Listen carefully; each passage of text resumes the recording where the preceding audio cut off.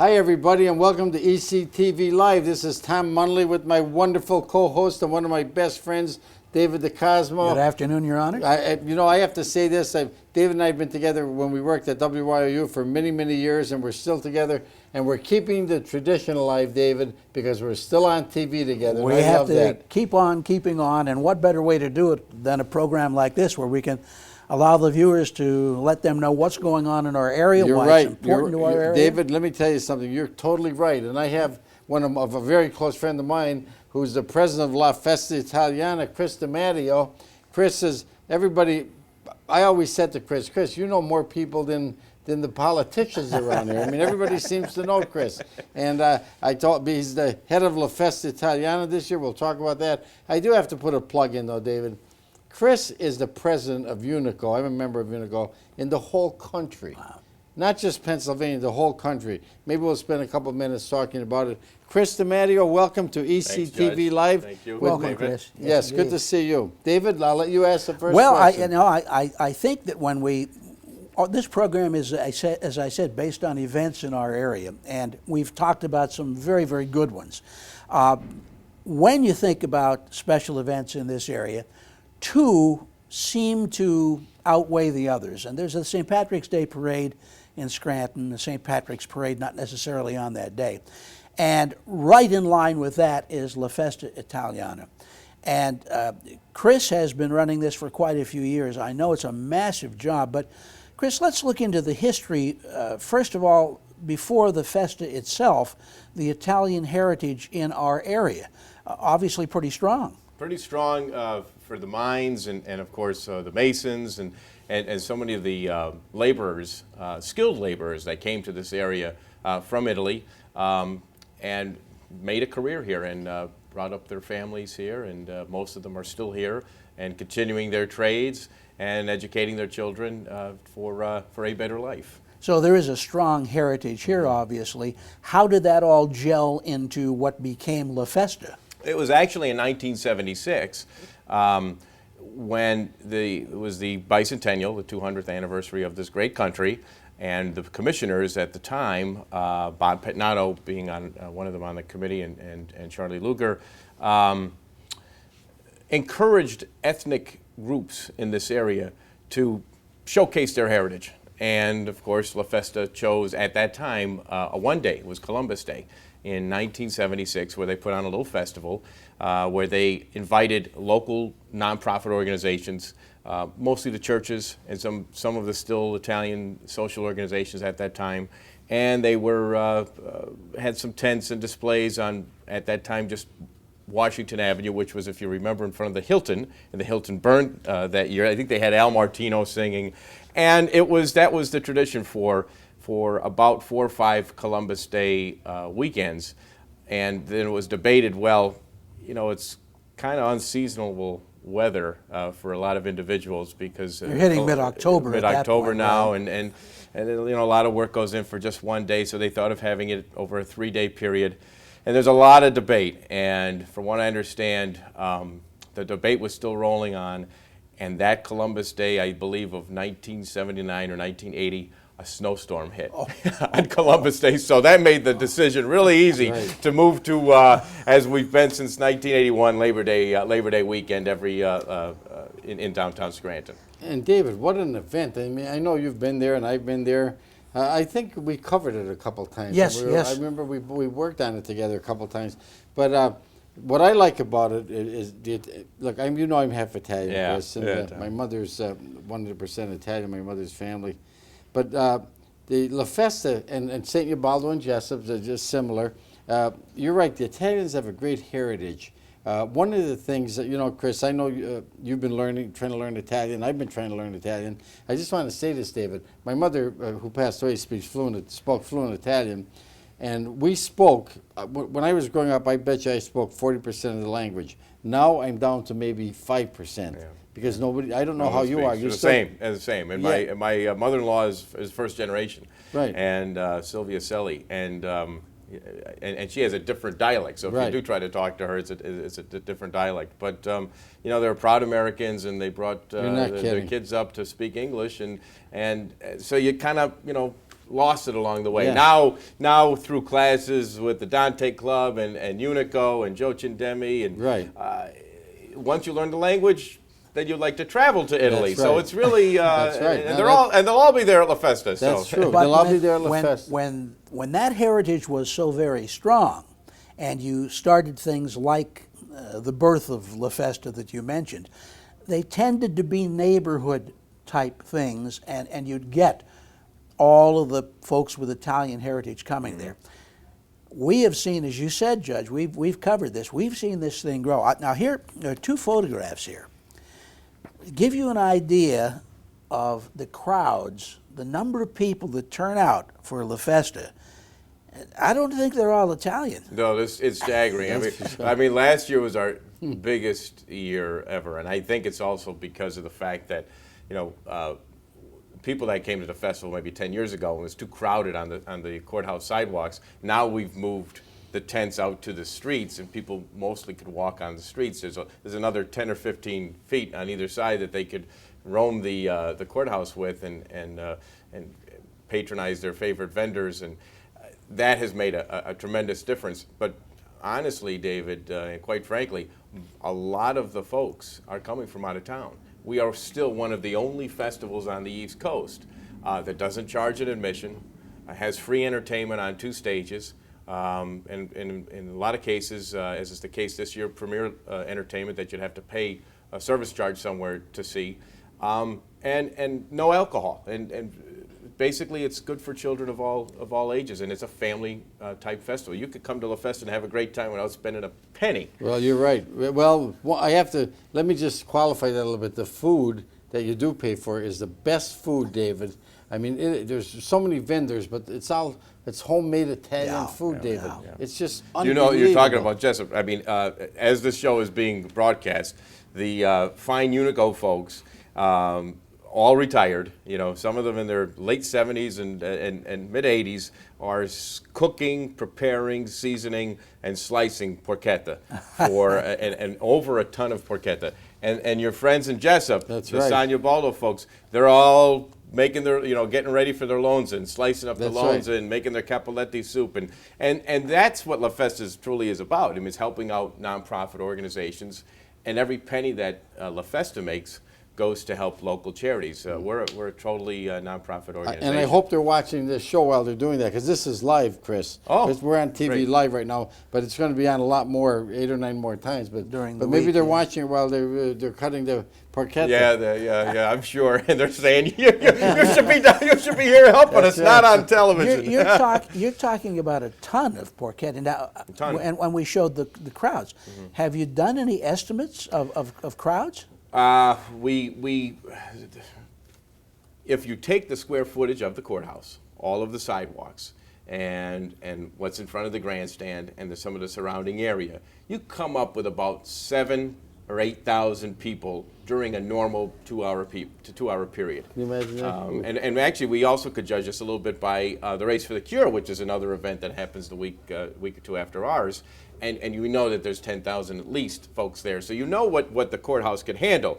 You multiply that by about 6 or 7 hours, and you come up with 50,000 people, Easily, a day, yeah. easily. David, and, you're so right. and then the other thing, the nutty things you do after 35 years involved with the organization, is you count the cars that are going into the parking lot, and you look at the license plates, and you see Maryland and Virginia and Tennessee and Florida, and folks that are, of course, New Jersey and New York as well, and Ohio.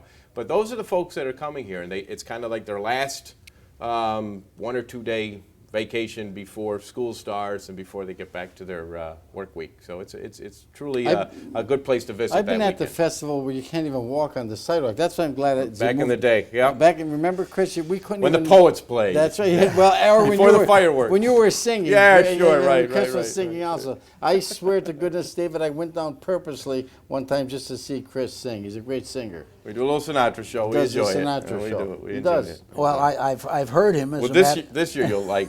We have Bobby Arvon's coming know. back to town. I Bobby, who travels the world on cruise ships and is from West Side.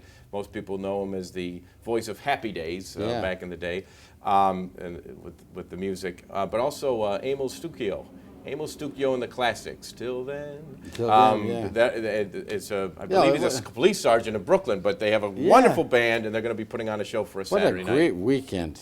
It truly is, and don't forget, we also have the Mass in Italian at St. Peter's Cathedral, and that always happens on a Sunday of Labor Day weekend, and it's truly a nice event which ties in the Italian heritage with the church as well. Now, see, Chris, now when people speak Italian to me, I can get by. I can understand the good portion of it, but I can't answer them in Italian. You know, I understand, Right. but that's the problem. Si. Yeah, see, right. See. Grazie. Prego. Yeah. I love your poster that you've set up, and it's so very colorful, and in a sense, that reflects the festival itself, because there is a lot of color that's reflected there, a lot of activities. If I can just... Matt Garofalo, who passed away several years ago, was the Times barber. Actually designed that poster for us back in the early mid-'70s, and we have been using that ever since. It's kind of hand screen painted or something, but it's a unique poster. People always try to grab them, but it's unique, as is the Italian culture. Certainly a unique weekend as well. And you mentioned it's very family friendly, and if I can just switch over here 1 second, there's another photo that you were kind enough to bring along, and it shows on the top portion of this double photo some of those bouncy type Little kiddie rides. houses. Yeah. But the kids love those They things. do, and it's a way. Actually, the kiddie rides, the money's generated from that is basically our profit for La Festa. Right. And that's what goes to charities, are the kiddie rides, because everything else, when you organize a festival like this, you're in six figures as far as expenses. It's quite a bit, and it's tough to get folks to volunteer on Labor Day weekend as well. But that's where the proceeds go, and the kiddie rides are just small little bouncy things, and our committee runs those, and of course the profits go towards the local charities. You mentioned volunteers too. Are there a lot of volunteers involved? Quite a bit. That weekend, not only with our organization, but with others. Right. They'll come down and just help out, and it's nice too. Folks will just say, "Hey, can I give you a hand?" They'll regret that, especially if they go to me, because we'll have them, stringing light bulbs, or we'll have them running extension cords and cleaning garbage and things like that. But it's no different than the Pizza Tomato Festival that was just passed, and the great work that they do. We've got a nice little cooperative effort there, and you need a lot of volunteers to make an event, any event in the downtown Scranton work. Any organization that's putting on something, volunteers are the key. Chris, I think this is the biggest event in Lackawanna County. I mean, I don't think there's a bigger event, David. I think the only thing would rival it would be the St. Patrick Parade. Yeah, the St. Oh, Patrick sure, Parade, for a yeah. day, and of course we're all out for that one. Right. And just like their event, we're dependent on the weather. So if you have a nice sunny day, you're going to get a big crowd. But if there's a little drizzle, they'll still come out because they're going to eat. Now, another thing we should point out, and I want to get into this. You mentioned the Tomato Festival, and we had Mr. Lombardo on last week, who pointed out that it sort of is a prelude to La Festa. He feels a lot of people that go there come to this. Yeah, some of the same vendors too. Now, you talked about expansion, and there's another event, and we're going to actually focus next week's program on that event. But I want to touch on it today too, because it's on in coordination with yours, and that's RailFest.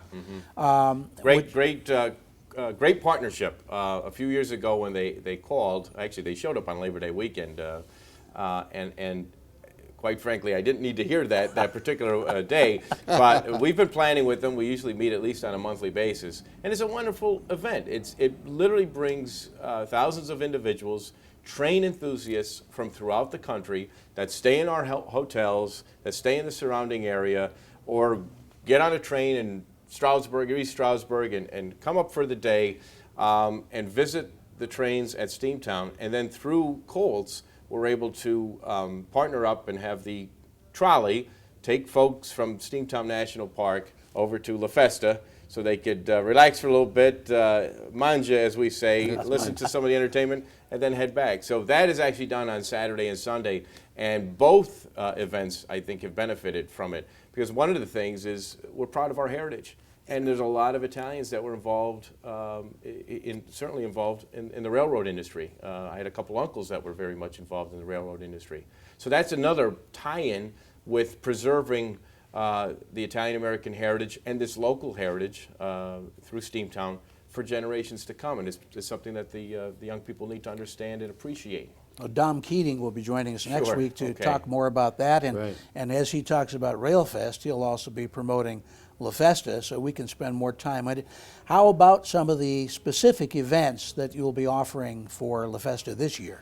Well, some of the events, we have our grand cappuccino tent that'll be back in play again. It used to be just a little 20 by 30 foot tent. Now it's a 40 by 80 foot tent. And so I it's never missed it once. No, and it's great just to sit there, relax. You can That's right. relax, have your know. family there. Now you can listen to some entertainment because we'll have some entertainers there on stage. We'll also have some heritage displays in that area. And this year, too, we're also going to try a little bocce. You know, a little lawn bocce. The courthouse has some areas that are very flat, and of course, immigrants and actually Italian Americans to this day and other ethnicities are enjoying the game of bocce. And so we're going to provide that for festival goers as well as some Boston Red Sox and Yankee Stadium enthusiasts will be raffling off Paul Roginski, a local artist, a magnificent artist who did replicas of the Yankee Stadium, which was just torn down a couple years ago, and of course Fenway, which is Still probably there. immortalized. That's yeah, right. Beautiful, large prints that will actually be raffling off, and the proceeds will benefit our charities. So thanks to Paul for that, and we'll probably get some press on that as well. And you know, I'm leaving. That's why you guys look so nice the way you're dressed. Look at me. I'm leaving for Fenway Park this afternoon, so that's why I'm dressed like this. But you know what? You know what's amazing? I mean, Chris did mention about all the entertainment too. He performs. The poets perform. Bobby Arvon performs. I mean, Fireworks. this is a big event. Fireworks. The Fireworks. city does a great job on. I don't. You know, they provide the fireworks on Sunday evening, and it's like a half-hour display, That's right. and it is phenomenal. It's always right after the poets, but there really is entertainment for all types. We try to have the larger groups on our larger stage and the smaller groups on the espresso stage, and all of the information is on lafestaitaliana.org. Or just Google La Festa in Scranton. You'll see the entire website, which is brand new, just cleaned up. And you'll see street entertainers from Marywood University and piazza players that they call themselves. You'll see the old Paci Band, which is a band that's probably 100 years old from the Pittston area. That's the Paci Band. We just happen now, to have no one in a- that band is 100 years old, although Joe Gamble's getting close. They perform the old Italian marches. And we're just really proud that they could come down and they'll stroll for about an hour, a good hour and a half, and the people love them. They really do. I ask this to many of our guests with their particular venues, and I can't miss it in your case. And I know it's hard to judge and hard to answer in some respects, but some of the people coming to events like this are drawn by the event. And as they come to that event, they may get their first real look at, in this case, the city of Scranton or the county of Lackawanna. Do you find that introduces them to something they come back to? Oh, absolutely. We have an informational booth, and we'll send people. People say, "Well, is there a place that we could shop close by?" And usually, there's always sales at the Mall at Steamtown, and we'll see them coming back with Mall at Steamtown bags, Boscov shopping bags, and they never knew there was a mall downtown. We'll get so many of the parents and the students from the University of Scranton and Marywood and Lackawanna come down, and it introduces them to the downtown.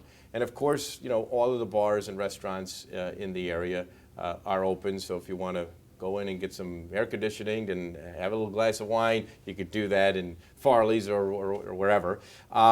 And it brings them into the hotels, and brings them into the region, and they never expected that at all, especially with Steamtown. So. Do you find that there are new vendors trying to get involved in We this? have a waiting list. As I right. speak, there's 16 vendors on our waiting list. On a waiting Yeah, list. because there's only so much square footage on that courthouse, and we certainly don't want to dirty it in any way. Yeah. So we make sure that everyone is kind of out on the street and be able to make sure that the courthouse, the beautifully newly renovated courthouse, stays intact that way. And it doesn't take long to clean it up because We're out the next that's morning right.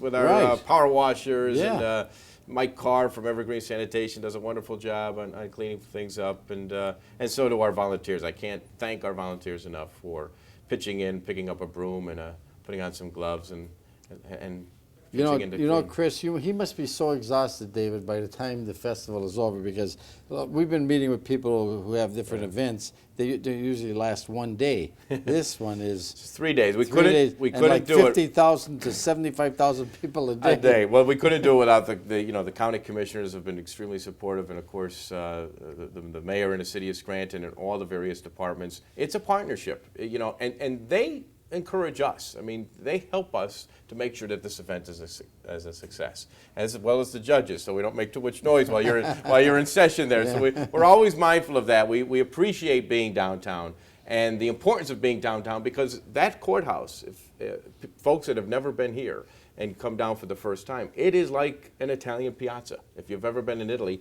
and in Italy, the piazzas is where the folks gather.